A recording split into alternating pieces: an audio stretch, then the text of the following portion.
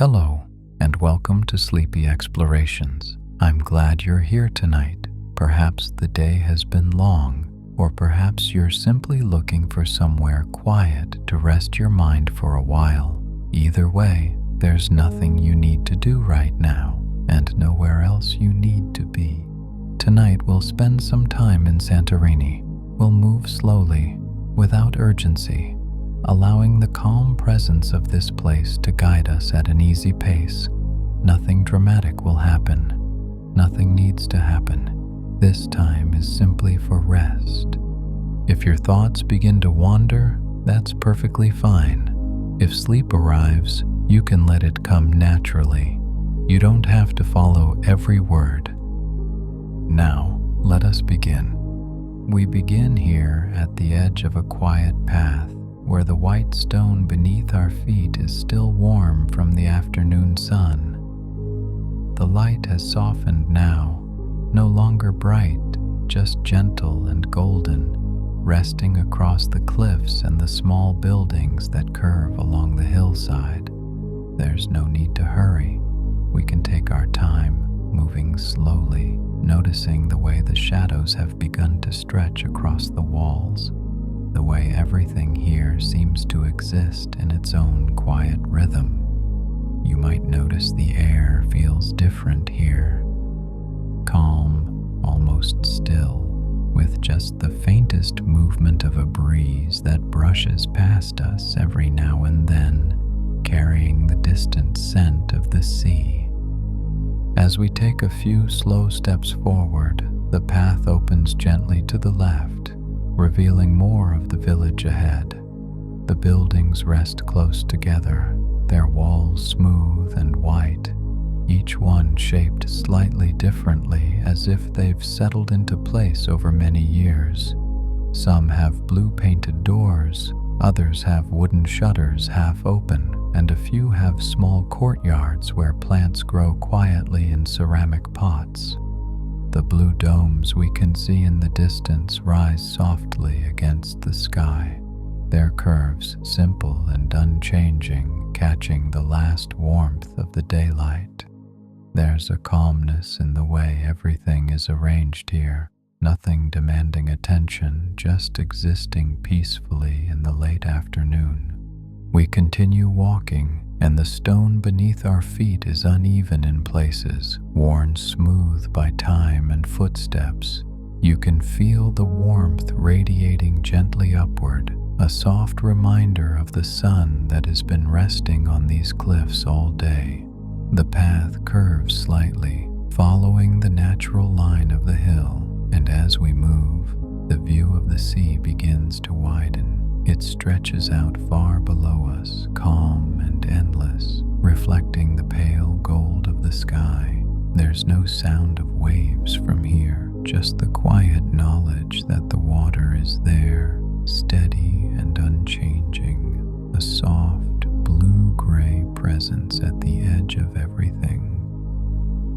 Just ahead, we pass a small archway, its edges rounded and gentle, leading into a narrow alley between two whitewashed buildings.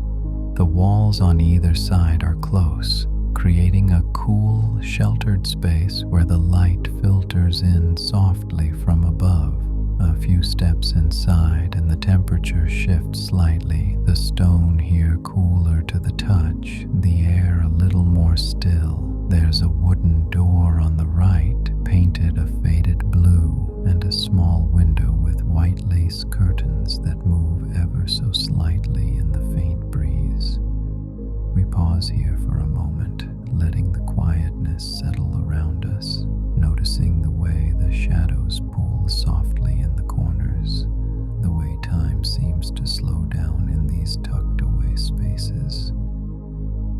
As we step back out into the open, the light feels warmer again, wrapping around us gently as we rejoin the main path. The cliffs drop away to our right, not sharply, but in layers of pale rock and scattered greenery, descending gradually toward the water far below. You might notice small plants growing in the crevices, their leaves dusty and silvery green, shaped by the wind and the salt air. Everything here grows slowly, quietly, without urgency.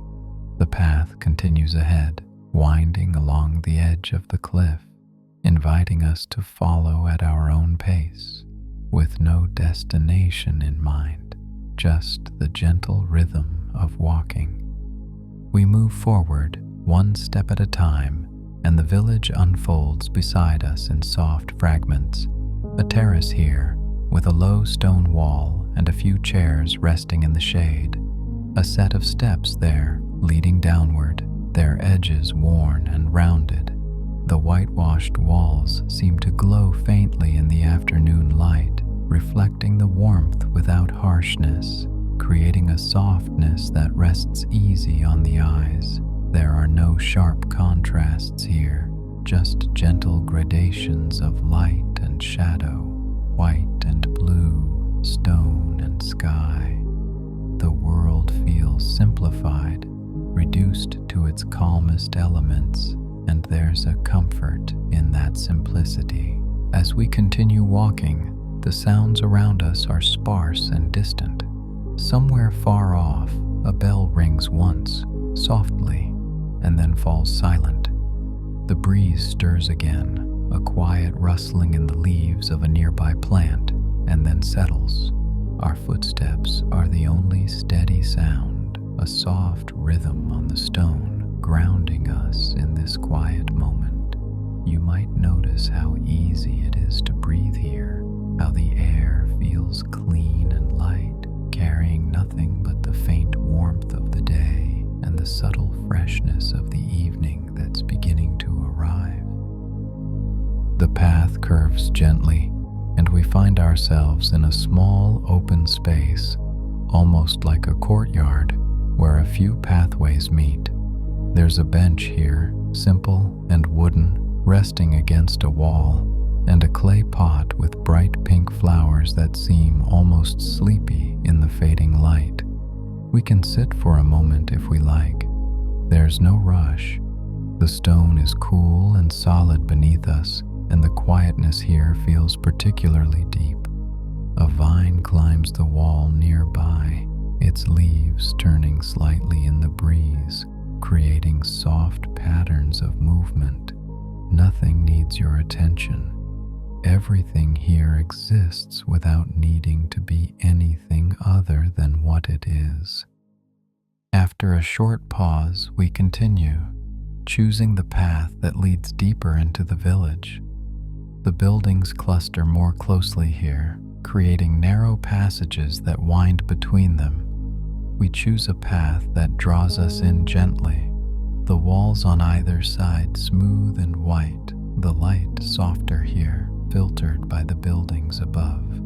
The stone beneath our feet is cool and slightly damp, sheltered from the sun. We pass small doorways, some open, some closed, each one a quiet threshold into lives lived slowly and peacefully. Through one open door, we glimpse a courtyard, a small square of light and greenery, with a table and chairs resting in the shade. The passage opens, and we find ourselves in a small square with a tree growing in the center, its branches spreading wide and providing gentle shade. The leaves are deep green, whispering softly in the breeze, and beneath the tree, a few stones are arranged in a circle, smooth and pale, inviting rest. A small fountain rests against one wall, water trickling quietly from a simple spout into a basin below. The sound is soft, rhythmic, almost hypnotic. We can listen to it for a while, letting the gentle pulse add to the calmness of the space. The light is softer now, the sun lower, and the shadows are longer, stretching across the square in gentle patterns. We rise and continue, moving slowly through the square and out the other side, where the path leads us back toward the cliff's edge. The buildings here are painted the same white, their doors and shutters the same faded blues, but each one feels unique, shaped by subtle differences. We notice these differences without analyzing them, just letting our gaze move gently from one to the next. The path opens again, and we're back at the cliff's edge, the sea stretching out before us, vast and calm. The light has shifted further now, the sky deepening into shades of pink and lavender, with hints of soft orange at the horizon. We walk along the cliff path, the low wall on our right, the village on our left. The air is cooler now, noticeably so, but it feels good, refreshing, a natural part of the day's transition. We can see lights beginning to appear in some of the windows, soft glows that speak of warmth and shelter. These lights are gentle, not bright or intrusive, just small points of warmth in the deepening dusk. The path continues, winding gently, and we follow it without thinking, trusting its direction, knowing it will lead us somewhere calm. We pass a small chapel, its door closed, its walls white and simple. A single candle flickers in a small window, casting a warm glow that dances softly against the stone. We pause, drawn by the gentle light, noticing the way it creates shadows that move and shift. There's something peaceful about this light, something that speaks of quiet devotion, of simple rituals performed gently day after day. We move on, and the path begins to climb slightly, a slow ascent that we take one step at a time. The stone is cool beneath our feet. The air is fresh. The sky above is deepening into twilight, that space between day and night where everything feels suspended, held in gentle balance. We can see the sea still, though it's darker now, blending with the sky, becoming part of the same vast, peaceful expanse. The horizon is a soft line, barely visible, and the world feels unified, simplified. As we climb, we notice the way the village lights have grown brighter, more visible against the darkening sky. They glow from windows and doorways, from terraces and balconies, small points of warmth scattered across the hillside. Each light represents a quiet moment, and together they create a constellation of calm. We can imagine the people inside, sitting down to simple meals, speaking in soft voices, moving through their evenings with the same unhurried rhythm that we've felt walking these paths. The path levels out, and we find ourselves at a final overlook, offering a wider view of the village and the sea beyond. The sky is deep now, shades of purple and dark blue, with the last hints of pink fading at the horizon. The stars are clearer, brighter, beginning to claim the sky as their own. Below us, the village glows softly, its white buildings luminous against the darkening landscape. The sea is a deep, calm presence, stretching out into the night. We stand here for a while, letting the view wash over us. There's no need to move. We can simply be here, in this moment, feeling the cool air on our skin, hearing the gentle sounds of the evening. The transition is complete now. The day has given way, and the night has arrived softly, without drama. The light is fading into blue now. The air is cool and clean. You don't have to follow every detail. The stars above are steady points in the darkness. The village breathes quietly below. The sea stretches out, vast and unchanging. We can rest here in this stillness. There's nothing to remember. The evening holds us gently as the world settles into night. The soft rhythm of this place continues, day after day, season after season, peaceful and unchanging. Everything is as it should be. The stone beneath us is solid. The air is calm. The sky is deep and vast, filled with stars that shine steadily. We are here, present in this quietness, held gently by the peace of this place. There's nothing more we need to do, nowhere else we need to be. We can simply rest here, letting the soft rhythm of Santorini carry us gently into the deepening night, into the peace that waits beyond thought, beyond movement, in the stillness that holds everything. The cliffs remain, the sea continues. White stone rests quietly above the water, shaped by time and light, holding the village in calm, steady stillness. You can rest now, fully and completely, held by warm stone and gentle air, carried by the slow rhythm of evening and tide, safe in the knowledge that nothing here will disturb you. Nothing asks for your attention. Nothing needs your vigilance.